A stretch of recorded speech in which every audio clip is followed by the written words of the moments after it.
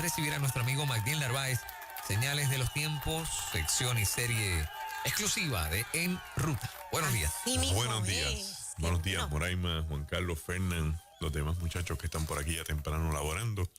Y el pueblo de Puerto Rico que se da cita con nuestra emisora y a otras personas de otros lugares del mundo. Nosotros nos escuchamos en el mundo. Eso es importante. Bueno. Yo siempre le calco, ¿verdad? Porque el efecto que tiene el mensaje a través de la radio es insuperable. No hay ningún medio que supere la radio.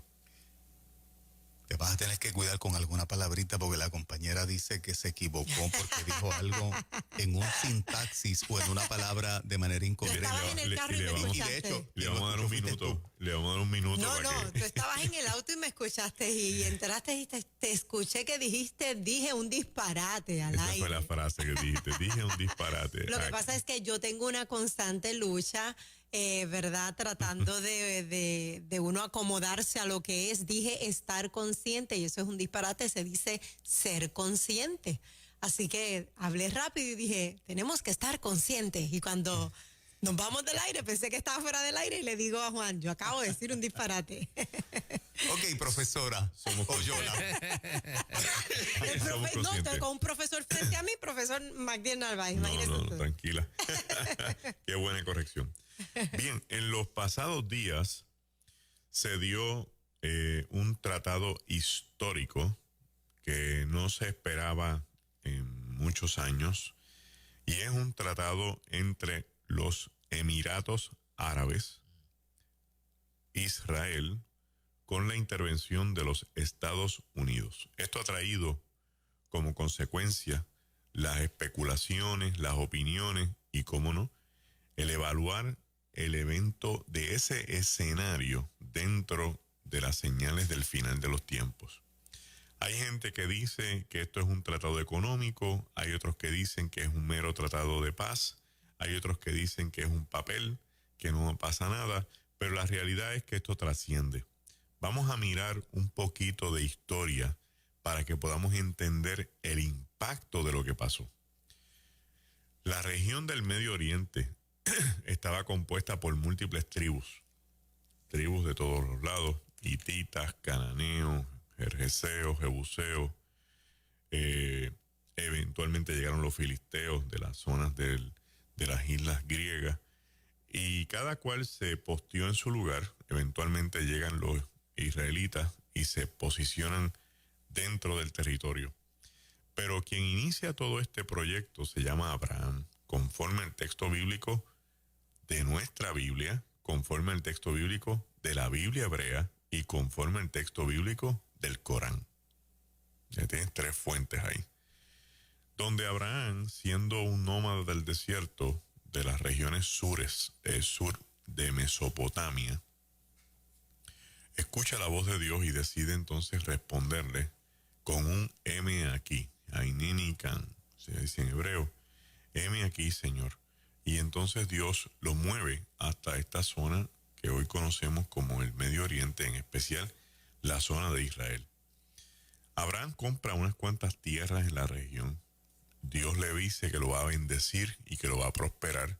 Y le dice, y en ti me serán benditas todas las naciones de la tierra. Muchas personas, dependiendo cómo interpreten el texto, entonces acomodan el resultado de ese evento profético.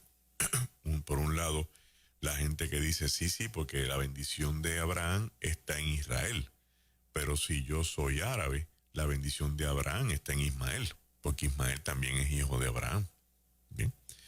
Y a la gente no se les puede olvidar que es el mismo Dios de Abraham, el mismo Dios de Isaac, el que sale al desierto a salvar a Ismael. O sea, a Ismael no lo salva ningún Dios ajeno. A Ismael lo salva Dios. Y lo salva con Agar. Y le da una promesa. De tu descendencia vendrán otros príncipes y otros reyes. Es el mismo Dios el que le está prometiendo esto. O sea, y los tenemos hoy, el mundo árabe es ese. Tenemos hoy. Dice, yo no lo traigo porque a veces tenemos este discurso totalmente chauvinista, o sea, de exclusividad, este discurso discriminatorio contra el mundo árabe, simplemente porque son árabes. Pero eso hace de los árabes nuestros hermanos. Eso hace de los árabes poseedores de una promesa. Si se convierten al cristianismo, somos hermanos. En cuanto a los judíos, son primos, porque son descendientes de dos troncales que son hermanos, Ismael e Isaac. No solamente eso, Abraham queda viudo de Sara y se casa de nuevo con una mujer llamada Setura y tiene 6 hijos más. Y a esos 6 hijos también los alcanza la promesa de que va a haber bendición para ellos. ¿Dónde es que se separa? Antes que me empiecen a comentar y a crucificar sin dejarme terminar. ¿Dónde es que se separa la promesa bíblica que sigue corriendo con nosotros hasta el Apocalipsis?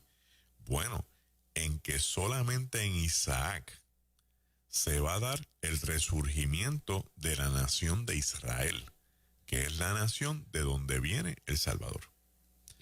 Bien, no va a venir de ninguna otra nación conforme al texto bíblico, porque esta nación viene de una sola línea del troncal generacional de Abraham, que es el troncal de Isaac.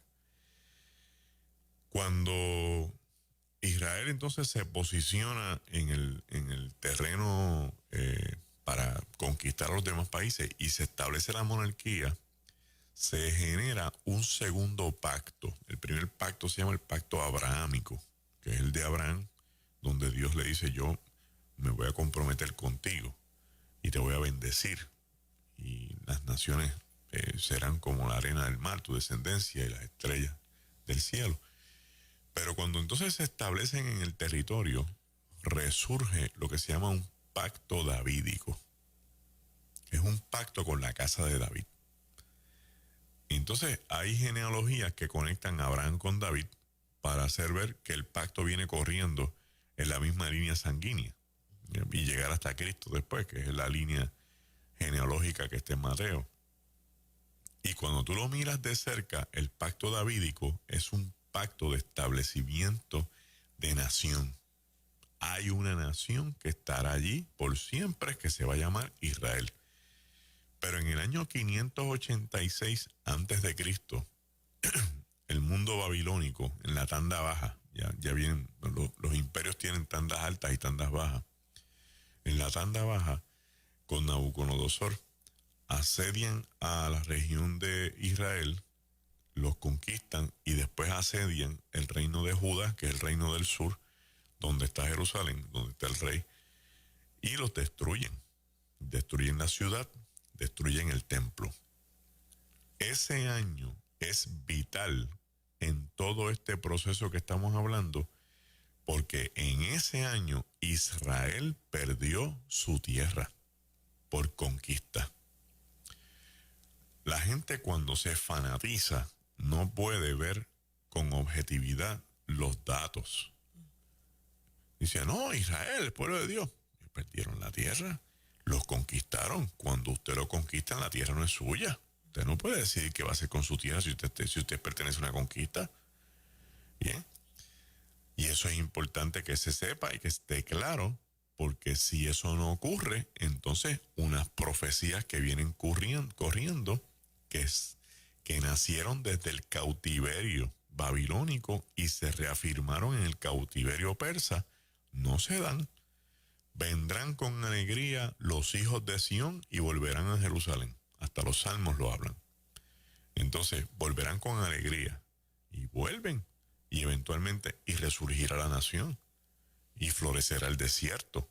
¿Me sigue? Entonces, todas estas profecías se van a dar, pero para que se den, hay que darse cuenta que Israel perdió su tierra en el 586 y que una vez la pierde, no la vuelve a recuperar. Porque después de eso, es como decir, el mundo de la humanidad, la historia de la humanidad le cayó encima a Israel, porque todos los imperios pasaron por allí. Entonces pasa Babilonia, después pasa Persia, Grecia, Roma. Roma los destruye nuevamente en el año 70. En el 132, Adriano dice, esto se va a llamar Palestina, para humillarlo hasta lo último.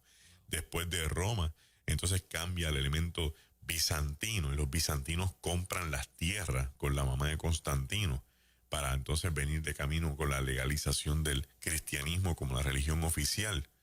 Después viene el movimiento mameluco, pues los musulmanes, porque se levanta Mahoma y conquista todos los terrenos de la región. Y el imperio musulmán, que conquista toda esa región por más de cientos de años, desarrolla pequeños pequeños reinos árabes, de los que hoy día algunos todavía tienen sus países, como los hachemitas. Y entonces los divide en dos grupos, en califatos y en emiratos.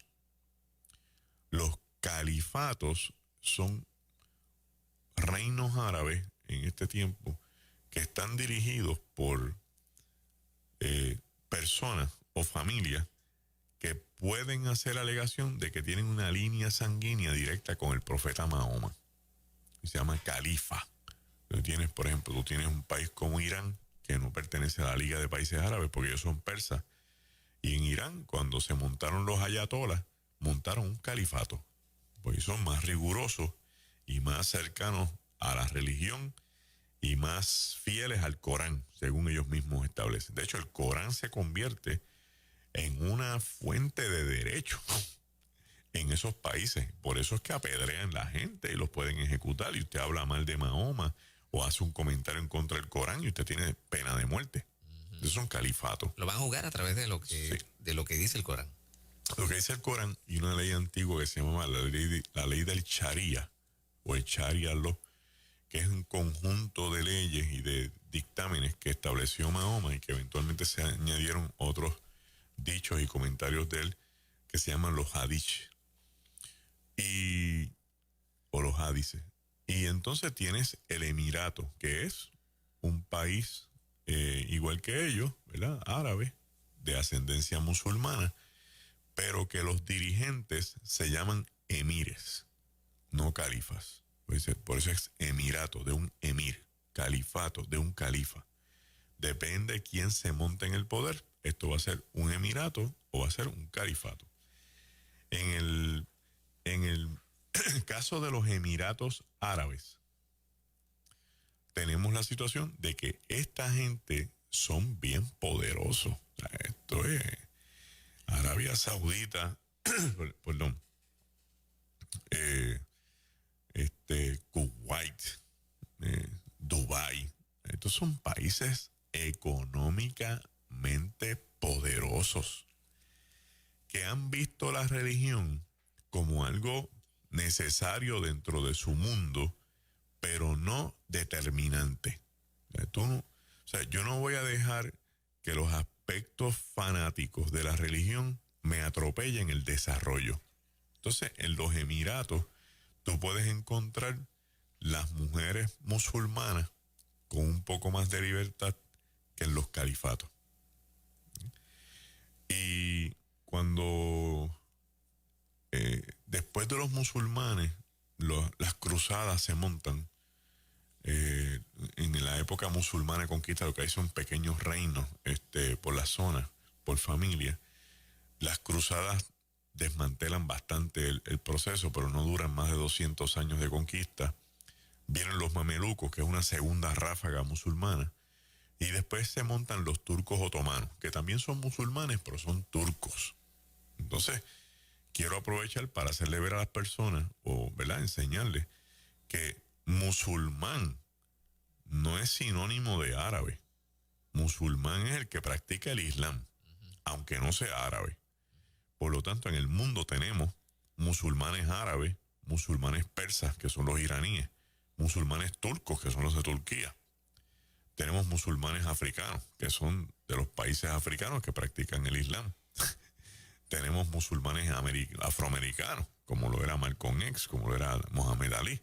Bien, entonces, dependiendo de la cultura, que no tiene que ver necesariamente con la religión, es que van a haber unas variaciones en la práctica del Islam de cada país. ¿Qué sucedió?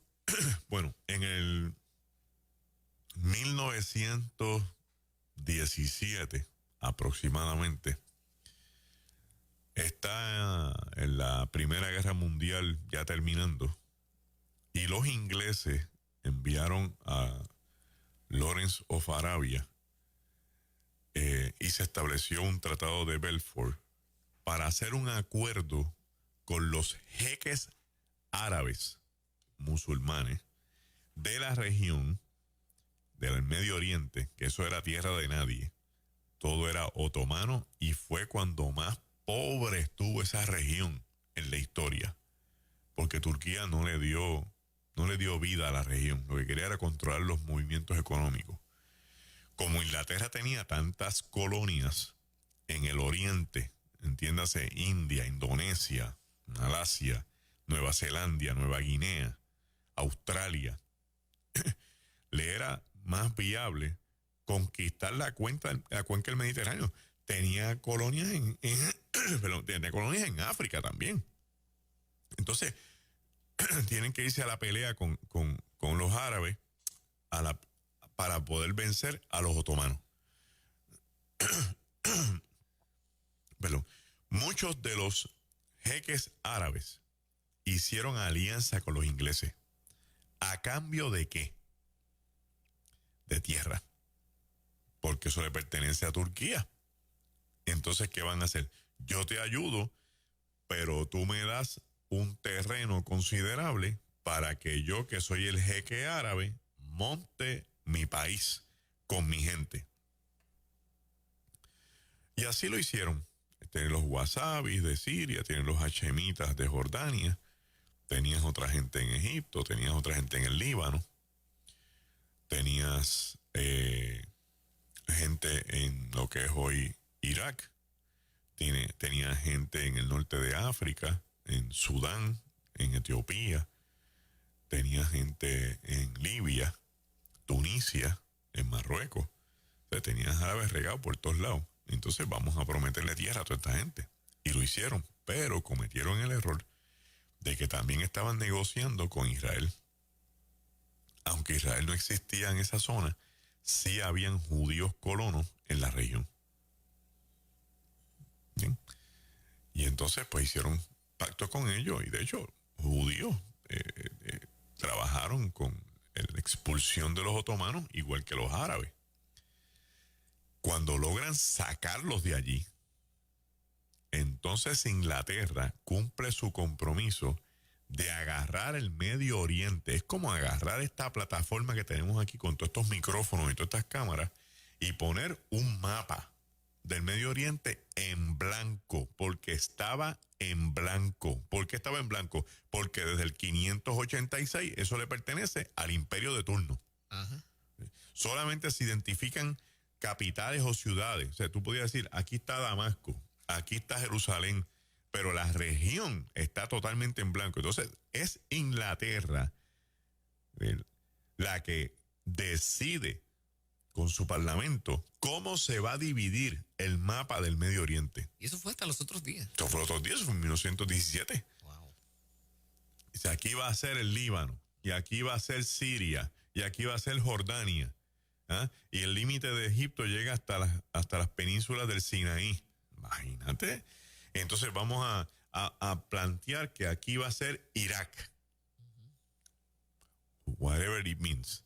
Y entonces Irán lo dejamos allá en el extremo, donde estaban, donde siempre estuvieron, porque como ellos no son árabes, que se queden allí. Pero la división territorial no es exactamente la división bíblica que había. Ajá. Porque primero que hay nombres que no son los mismos. El Líbano se conocía por las regiones que tenía en términos de los bosques y todo lo demás, pero eso se llamaba Fenicia en la antigüedad. ¿Entiendes? Y entonces dividen ¿cómo? Bueno, ellos evaluaron la población. Dice, vamos a ver cuánta población en cada sitio. En términos de la práctica del Islam. ¿Para qué? Para que no se unan, porque son muchos. Se unen todos estos países musulmanes árabes y tenemos un conflicto soberano. Entonces, ¿qué hacemos? Los dividimos. Aquí hay aquí hay chiitas. Bueno, pues entonces vamos a meterle 50% suní para balancearlo.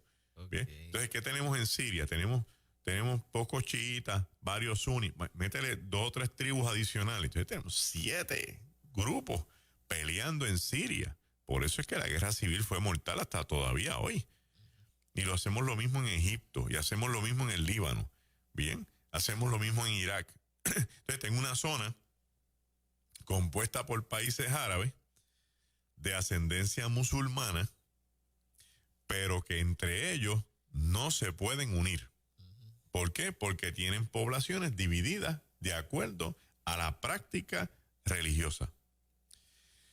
De ahí se forma lo que se llama la Liga de Países Árabes. Son 22 países. Entonces, son hermanos. Eso puede ser la Asociación de Ismael, para que lo vayamos mirando bíblicamente. Pero esta asociación se puso de pie en contra de Inglaterra cuando vieron que no hicieron nada con el territorio donde estaba antiguamente Israel. ¿Por qué? Porque tenían hermanos árabes que habían nacido en esa región que se llamaban a sí mismos palestinos. Entonces empezaron a exigirle a Inglaterra, dale eso a los palestinos, porque los judíos perdieron eso en el 586. Esas tierras son mucho más pequeñas en comparación al resto de los países. Es lo más pequeño. Es lo más pequeño. Lo más pequeño, todos los países. Es literalmente. ¿Por algún motivo? Lo más pequeño. Bueno, es lo que sobró. Es lo que sobró. Ok. Wow. Es lo que sobró. O sea, tú buscas un mapa bíblico del imperio de Salomón. Y el imperio de Salomón te llega a lo que es hoy el Líbano, te llega a Siria, te llega a Jordania y te llega hasta el norte de Egipto. Por eso es que la reina de Etiopía venía a verlo, porque eran colindantes y vecinos imperiales.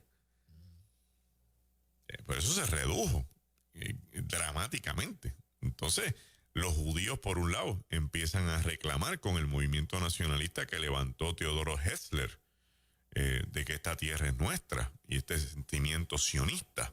Entonces, hay una lucha campal. Entonces, Inglaterra lo que decide es, dice, bueno, vamos a poner la paz un momentito, vamos a hacer algo. Déjenme administrar esta tierra, a ver qué hacemos. Y Inglaterra se queda ahí desde el 1920 hasta el 1947 con un proyecto que se llamó Mandato Británico.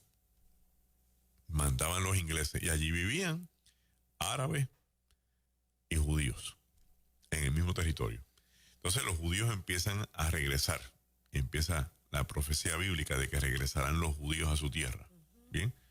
Entonces los palestinos a ver que sí, que están los judíos, pero ellos vivían en armonía. No había conflicto porque estaban mandando los ingleses. Quiero hacerte una pregunta en la línea, no te voy a sacar del tema para que me aclares, y yo creo que a muchos oyentes, inclusive cuando Israel se hace nación en el 48, finalmente, lo que he leído es que eran unas tierras áridas, secas, donde inclusive muchos árabes comenzaron a venderle parte de ese territorio inservible. Habían partes que eran pantanosas, otras. Israel trajo unos árboles que comenzaban a secar las áreas que eran pantanosas y hacían reverdecer las áreas que eran desérticas. O sea, es fácil reclamar que el territorio de Israel, que ahora es tierra que fluye leche y miel, sea de los palestinos y decir que no es de ellos, pero el judío que cogió esas tierras hace 70 años no servían para mucho. No, y hay judíos. Es cierto. Sí, hay judíos que las cogieron antes del 48, porque ya se estaban vendiendo.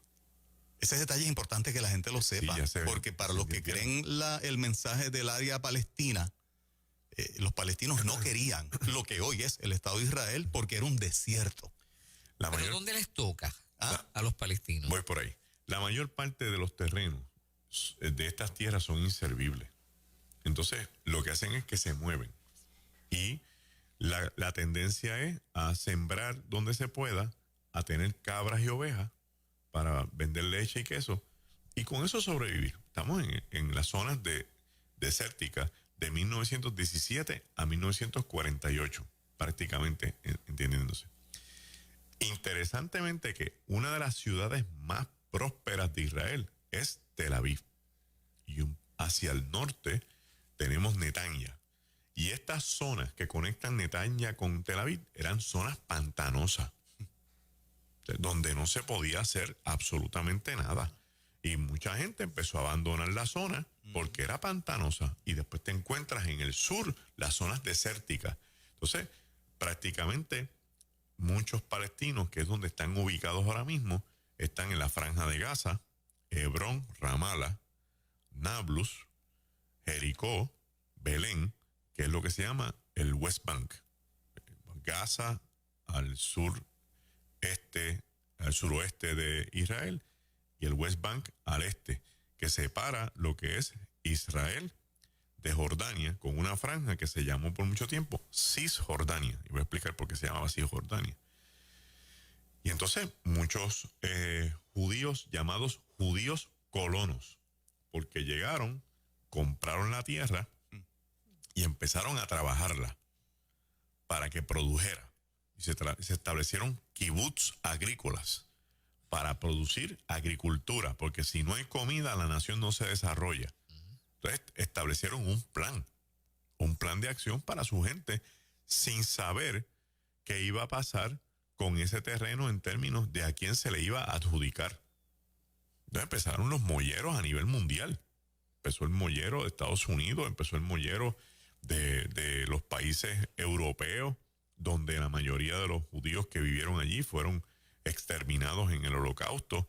Y entonces ya para el 1945 empiezan los gritos de dónde vamos a meter a este grupo de gente que han perdido 6 millones de seres humanos en una Segunda Guerra Mundial, que no tienen tierra, que muchos países les cerraron las puertas cuando buscaron ayuda, y la gente se conmocionó con esto. Y el elemento sentimental y el elemento de solidaridad con un pueblo en crisis empuja a las Naciones Unidas a mirar entonces qué hacemos.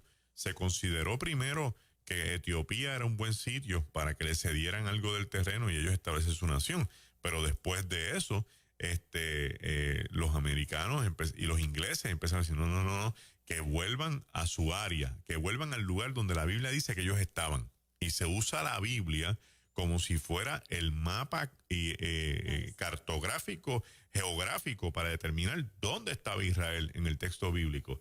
Y entonces los musulmanes y los árabes empiezan a pelear diciendo que ustedes dejaron de ser una nación, o sea, nosotros no los reconocemos como una nación. Y empieza la pelea entre la Liga de Países Árabes, haciendo resoluciones a la Asociación de las Naciones Unidas para decirle: ustedes no ven derecho porque esta gente perdió esa tierra, y queremos hacer una resolución que diga que la Liga de Países Árabes no reconoce a Israel como nación.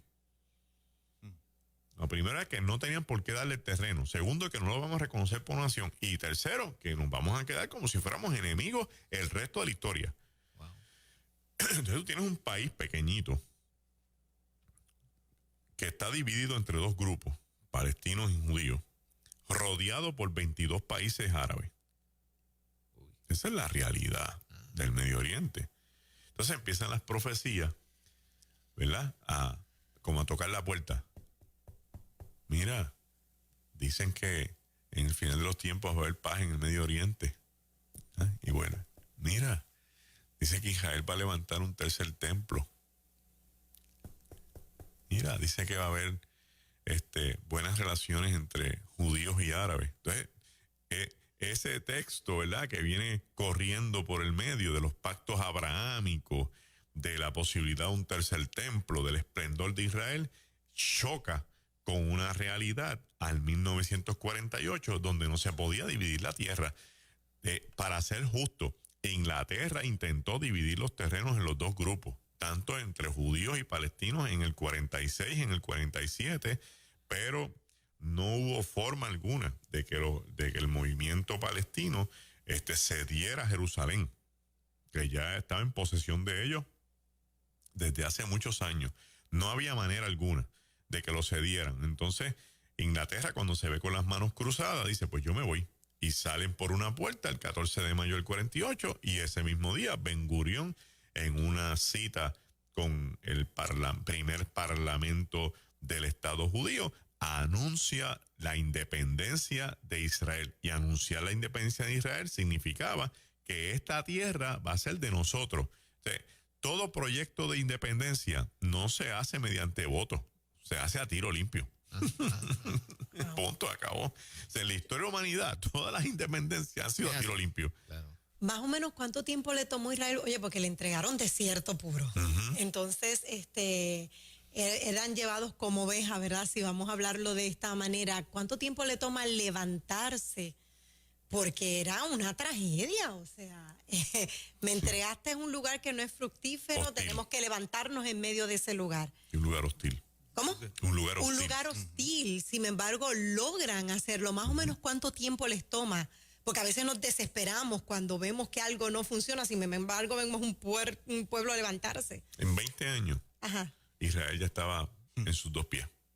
Porque a los 20 años, Eso es. No, eso es imposible Sí, para cualquier claro, nación. eso es imposible para ya a los 20 años, tú tienes una asociación entre el Líbano, Ajá. Siria, Jordania y Egipto para sacarlos de allí, los cuatro a la vez. Esa es la guerra de los 6 días. Exacto. Ya Israel estaba tan bien montado que logró vencer 4 países a la vez, No. quedándose en aquel lugar. Me quedé con la duda. Siendo menos. ¿Dónde le toca a los palestinos? Los palestinos querían todo el terreno, Lo querían todo. todo. O sea, cuando tú hablas Hoy. en este 1948, Palestino quiere toda la región porque ellos dicen, es que esto se llama Palestina desde el 132 después de Cristo. Bien, porque eso fue lo que puso Adriano, que se llamaba Palestina. Entonces, el reclamo es, no, yo no quiero aquí ningún judío, nosotros queremos todo esto para nosotros. De hecho, el discurso de Golda Meir en la guerra de los 6 días, cuando en su día le tocó ser primer ministro, decía, si los egipcios pierden la guerra, no los van a sacar de Egipto. Si los jordanos pierden esta guerra, no los van a sacar de Jordania. Si los sirios pierden esta guerra, no los van a sacar de Siria. Pero si nosotros perdemos esto, nos van a sacar de aquí. Por eso es que el soldado de Israel entonces desarrolla un sentimiento patrio cuando se habla de conflictos bélicos.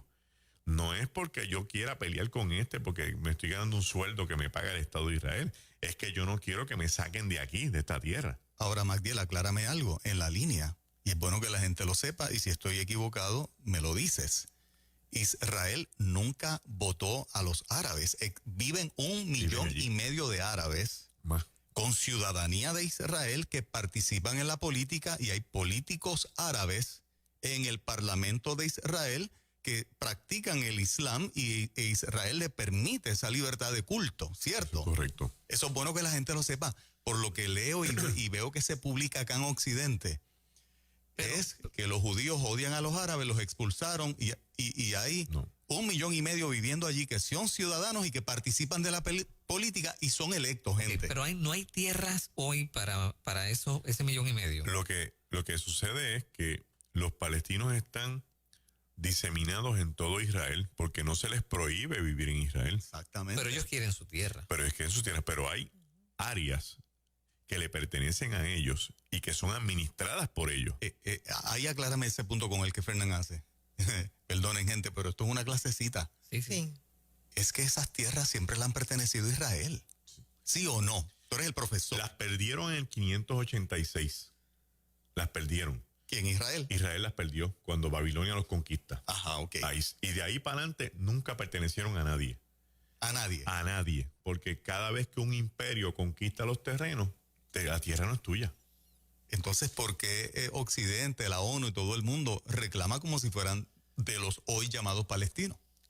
Lo que sucede entonces es que los que vivían allí, que eran árabes, que nacieron en la región, adoptan el nombre que tenía la región. Porque la región se llamó Palestina del 132 en adelante. ¿Ok? Pero no es que existiera oficialmente a nivel geográfico un país llamado Palestina. O sea, esa gente no tiene dónde meterse. Bueno, sí. Porque o sea, ellos no hay forma o sea, son 1,5 millones de personas. No, pero te tengo que explicar. Ellos tienen sus territorios. Se llaman los territorios palestinos, que están administrados por la autoridad palestina, que no es... Pero no son de ellos. No es lo que ellos quieren ser un Estado. Son de ellos. Son de ellos. Son de ellos. son de ellos. Lo que pasa es que son de ellos y hay resoluciones en las Naciones Unidas para establecer divisiones. O sea, tú judío no te puedes ir a vivir al West Bank. El punto es que ellos son los que no quieren que exista el Estado de Israel. El impasse es, Israel dice, yo reconozco que tú debes tener tu parte y estoy dispuesto a dártela. Bien. Reconoce que yo soy nación, reconoce que yo soy una raza y vamos a vivir en respeto uno con el otro. El palestino dice, hasta la muerte, ni loco. Y de ahí sale la premisa, borremos a Israel del mapa. ¿Me equivoco o no? No, estás correcto. Lo que le añado es que los grupos se han ido dividiendo. Tienes judíos que dicen, dale la tierra, no vamos a pelear más. Punto. Yo no quiero que mi hijo vaya más a ningún combate. Yo no quiero que haya un misil en una escuela y vuelva un montón de nenes. O sea, de verdad, vea eso. Hay palestinos que dicen, mano, no peleemos más. Déjanos este cantito de tierra. Pero entonces tienes otros judíos que dicen, no, esto es de nosotros, que se vayan, ¿sabes? Entonces tienes palestinos que dicen, no, yo no me voy, claro. Vete tú. Entonces tienes toda esa mezcla junta. Pero te ves interesante porque tú tienes territorios como Nazaret. Nazaret le pertenece a Israel, pero la mayoría de los pobladores son árabes. ¿Y Jericó? Jericó está en el West Bank. Pero es igual, o sea, tienes acceso libre, pues Jericó es de estos territorios que tú puedes entrar y salir sin problema, con un permiso. Pero es territorio de Israel, pero viven más árabes. Viven árabes. Está dominado por árabes. De hecho, Jericó pertenece al West Bank, es de los territorios de la Autoridad Palestina. Para que tengan una idea. Tienes territorios que son altamente complicados, que no hay acceso ni para salir ni para entrar. La Franja de Gaza. Belén, que entra y sale con permiso. Tenemos una compañera de medios que es de allá, que es palestina. Y este tipo de temas es una cosa bien difícil. Sí, porque tengo que decir. Porque ella hace referencia, ¿verdad? A los soldados, ¿verdad? De Israel y cómo se portan con ellos y con los niños. Es una cosa bien complicada. Sí, mira. En la guerra de los 6 días, se le dio instrucciones a todos los soldados del ejército de Israel que las personas que vivieran en las zonas de Jerusalén que estaban ocupadas por palestinos los desalojaran porque venía una guerra de camino. Esto mucha gente no lo sabe. Pero entonces los montan en unos camiones y se los llevan para unos campos de refugio porque viene esta guerra. Nunca volvieron a salir de los campos de refugio. Y todavía al día de hoy existen. Y son sostenidos por la Organización Mundial de Iglesias. Y hay resoluciones y 40 cosas. Pues, porque esta es la parte política, militar, que cuando se habla, crea roncha, duele, porque va a la fibra del abuso, del atropello, de la injusticia, que no es lo que uno quiere, pero es lo que está pasando. Entonces, cuando la gente, sin saber mucho de la historia, se entera de estos pequeños detalles, se van a la extrema izquierda. Esto es un abuso, Israel no es ningún pueblo de Dios. Entonces, porque hay que conocer todo el bagaje histórico que está pasando. Pero el abuso es abuso donde quiera que existe. Claro. Los genocidios son genocidios donde quiera que estén. No importa si lo está haciendo Israel. Y te digo una cosa, para esta amiga, o sea, predicarle el evangelio, no se puede. O sea, sí, porque no quiere escuchar nada acerca de esto. Porque lo que sucedió fue que el movimiento sionista se alió con muchos movimientos cristianos evangélicos en defensa de Israel para el establecimiento del Estado. Entonces, al mezclarse ese tipo de situación, que no está mal, en principio, lo que está mal es que eso diera paso a que los políticos entendieran que era una forma de hacer lo que ellos quisieran para establecer el imperio, el Estado, y a consecuencia atropellar a gente. Pues entonces lo que se mira es, los cristianos evangélicos apoyan este atropello. Ese es el estigma que hay que corregir. Los cristianos evangélicos son ciegos con el Estado de Israel. Eso hay que corregirlo. Eso hay que corregirlo porque ahora mismo yo tengo amigos palestinos que son cristianos son mis hermanos. Pero no tenemos nada que ver con el asunto. Bueno, hubo en los inicios el movimiento más grande que ayudó a Israel a establecerse allí. Son movimientos cristianos. Fuerza y a fuerza de billetes. Son la gente judía rica de Estados Unidos, la gente judía rica de Inglaterra, haciendo uso de sus buenos oficios, ayudándose con poderosos movimientos cristianos para el establecimiento del Estado de Israel. Pero no te quedes, y Magdiel sigue aclarando, qué bueno que me estás afirmando, he leído bien. Los palestinos reciben cientos de millones de dólares en ayuda, empezando de Estados Unidos también. ¿Así? Cientos de millones de dólares de ayuda del mundo, que lo controlan dos grupos, Hamas y Hezbollah. ¿Para qué? Para armarse hasta los dientes y atacar a Israel, y no están haciendo justicia con su propia gente. Me corrigen, Magdiel. Sí. Por ejemplo, cuando en los pasados años se estaba hablando de todo esto y se abrió un poco más al elemento, todas las personas que nacen en el Estado de Israel y son de padres palestinos después del 1948 tienen derecho a la ciudadanía israelí por haber nacido en el Estado de Israel, aun cuando sean árabes. Entonces Israel, en su presupuesto anual, tiene unas partidas millonarias para los palestinos que viven en los territorios llamados ocupados. De esos millones de dólares van destinados a salud, a educación y a infraestructura. Dependiendo quién sea el partido político que esté gobernando el movimiento palestino, entonces es el uso del dinero. Hamas, de un lado, que es extrema izquierda, que no es un partido político religioso, es un partido político social. No son musulmanes, ellos no son muy musulmanes, son políticos social, porque agrupan los palestinos que están hastiados de este movimiento.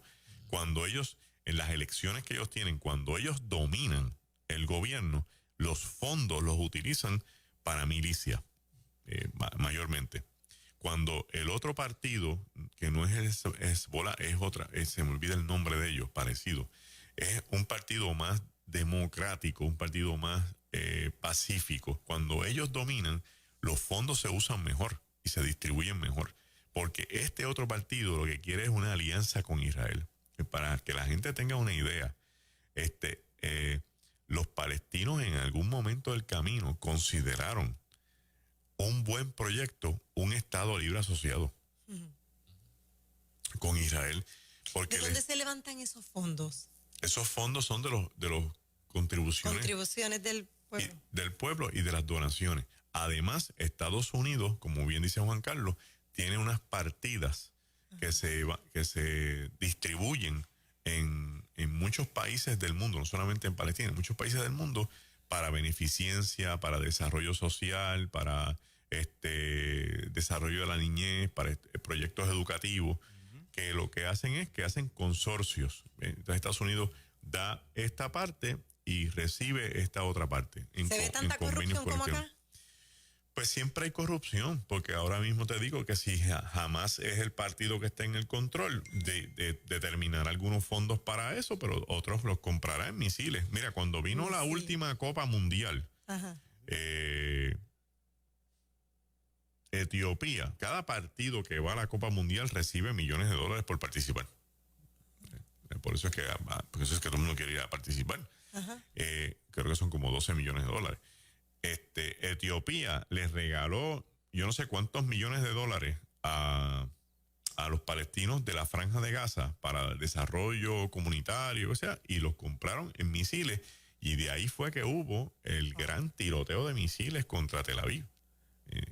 Pues porque cada partido lo va a mirar de acuerdo a cuál es la agenda que tiene que hacer para adelantar lo que necesitan o lo que desean. Cuando ahora viene este tratado económico con los Emiratos Árabes, que pertenecen a la Liga de Países Árabes, los palestinos levantan la bandera y dicen, chico, no hagas una alianza con Israel porque mira cómo estamos nosotros. Entonces ellos hicieron caso omiso, los palestinos van a la Liga de Países Árabes con una resolución de que denuncien este tipo de tratado con Israel, que no es lo más beneficioso, y por primera vez la Liga de Países Árabes le da la espalda a los palestinos. Entonces, ¿qué implica esto?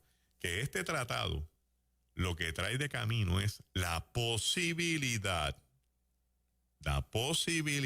de que más países quieran hacer más tratados porque le conviene paz en el Medio Oriente para desarrollar sus estados económicos actuales que a consecuencia del COVID están en el piso. Claro. Sí. Y ahora no le funciona a nadie. Esa es la verdad. ¿Dónde queda la cuestión del tercer templo? Bueno, el tercer templo, para construirse donde estaba, que es lo que se llama la explanada, habría que destruir la mezquita, el santuario, que tiene la cúpula dorada, que la construyó el rey hashemita Hussein de Jordania, y que se la regaló el pueblo árabe que vivía en esa zona, porque esa región le pertenece a Jordania, le perteneció a Jordania hasta el 1967, cuando en la Guerra de los 6 días Israel retoma a Jerusalén, para la parte mayor de Jerusalén, para ellos. Y entonces se está hablando de construir el templo en una zona más cercana a la ciudad de David, que era donde estaba el primer templo y no el segundo. Se está hablando de construirlo en otro lugar, no importa el sitio, pero los judíos ortodoxos quieren que sea en la región. ¿Y por qué es importante el tercer templo? Bueno, porque el judaísmo, si no tiene templo, no tiene sacrificio. Si no tiene sacrificio, no cumple con algunos preceptos de los 613 preceptos que están dentro del judaísmo. Te pregunto, Magdiel, en esa línea que ha establecido Fernán, que creo que para la parte educativa es buenísima, la política del Estado de Israel no es atacar a los palestinos. Ellos solamente han establecido una política de defensa. En otras palabras, si fuera a poner un ejemplo, me corriges, si nosotros tuviésemos disputa con República Dominicana y fuéramos más poderosos que República Dominicana militarmente, decimos, nunca lanzaremos un cohete a República Dominicana. Solamente lo haremos cuando ellos nos ataquen primero a nosotros. Ocurre que de República Dominicana salió un cohete para acá. Nosotros enviamos 2 para allá en defensa porque esa es nuestra política. Los medios informan, Puerto Rico abusa una vez más de República Dominicana, mandó 2 cohetes y ahí están los reportajes con todas las casas heridas, algunos heridos físicamente, niños muertos. Pero nadie reportó que ellos lanzaron el primer cohete para acá. Eso es lo que pasa con Israel y los palestinos prácticamente. Sí, y con cualquier país que esté alrededor de Israel. O sea, Israel tiene una... Pero es eso. Es eso. Israel tiene una superioridad militar que le permite quedarse sin atacar. Además, no darle un motivo para que se unan todos los países árabes en su contra o todos los países musulmanes en su contra. Pues yo te ataco a ti sin ningún tipo de motivo. Ajá. Y entonces tú vas y te buscas a todos los aliados y te doy un motivo para que me contraataque. Como tienen superioridad, si tú me disparas 10 misiles, yo te voy a disparar 100. Pero te los voy a disparar porque tú me disparaste. Exacto. Y entonces, vamos a ponerlo aquí en un minutito para que lo vean bien. Si tú ves el mapa de Israel, las colindancias con todos sus enemigos son metros.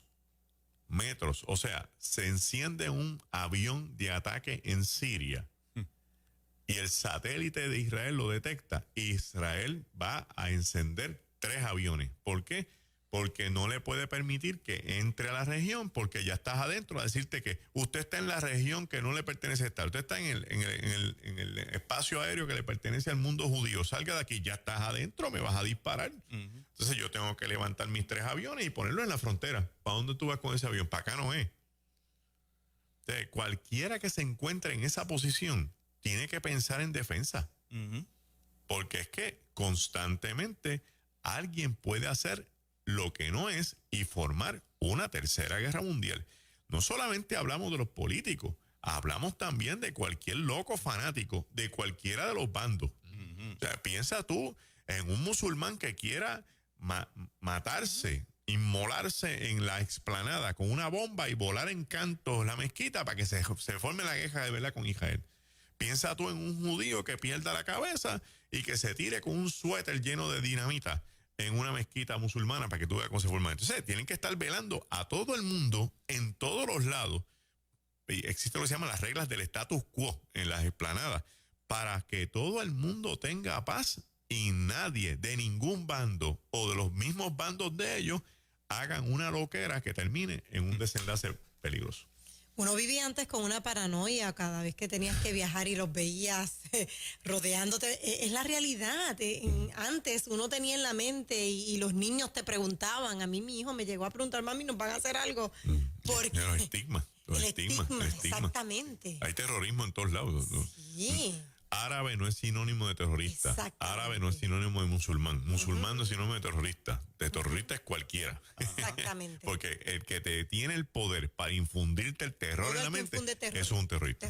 Así. Y Estados Unidos ahora está lleno con esto de las calles. Definitivo. Terrorismo interno de americanos. Definitivo. Contra americanos. Pero la gente no lo ve así. Exacto. No, la Así gente no lo ve que así. Abraham nunca se imaginó lo que iba a pasar. No. ¿A dónde iba a llegar esto? ¿A No. dónde iba a llegar esto? Jamás. No debió cogerle el consejo a Sara de estamos viejos ya, mira, resuelve con la criada de nosotros. Oye, yo estuve en Londres No y lo me vio venir. sorprendió la cantidad de Musulmanes. musulmanes, o sea, Sí. de mucho dinero.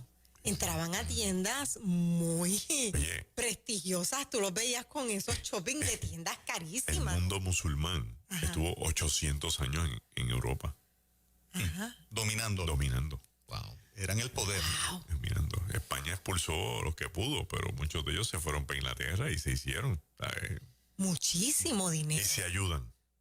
Y se ayudan mucho entre ellos. Pues ahí está Bueno, la clave. De ahí viene la frase, este es un árabe haciendo negocios. Exactamente. Son los mejores haciendo negocios. sí. Ha hecho un árabe. Sí. Sí, pero que muchas veces está hecho un árabe y ¿verdad? Te señalan así con el dedo, pero el que tiene, tiene. O sea, no. Sí, que no es sería el bueno que picayero. la gente, por su cuenta, averiguara la aportación del mundo árabe musulmán a la humanidad. Ajá. En pintura, en arte, arquitectura, Exacto. escritura, ciencia. Sí. Bueno, Mari de Gurabo pregunta cuándo va a salir la enciclopedia ilustrada Narváez. Gloria a Dios por eso. Bueno, Peor es que- tranquila, la tiene aquí. Los martes y los jueves. Mateo Weber, Mira, déjame terminar la línea de Quincayero, que no quiero que nadie se ofenda, porque yo sé que hay gente que se gana la vida, ¿verdad? Sí. En las esquinitas vendiendo. No me refiero a eso, lo que me refiero es que a veces, ustedes me entendieron, Sí. ¿verdad? Sí, Los sí, vemos seguro. y decimos, wow, pero no, ahí hay muchísimo dinero y dominan. Dominan, Y dominan. Bueno, magdielnarváez.com Eso es así. y elgalileo.org. Es correcto. Ahí está. Magdiel, gracias por este rato. tan Gracias a chévere. ustedes. Amén. Bendiciones. Tú estás en Ruta Nueva Vida 97.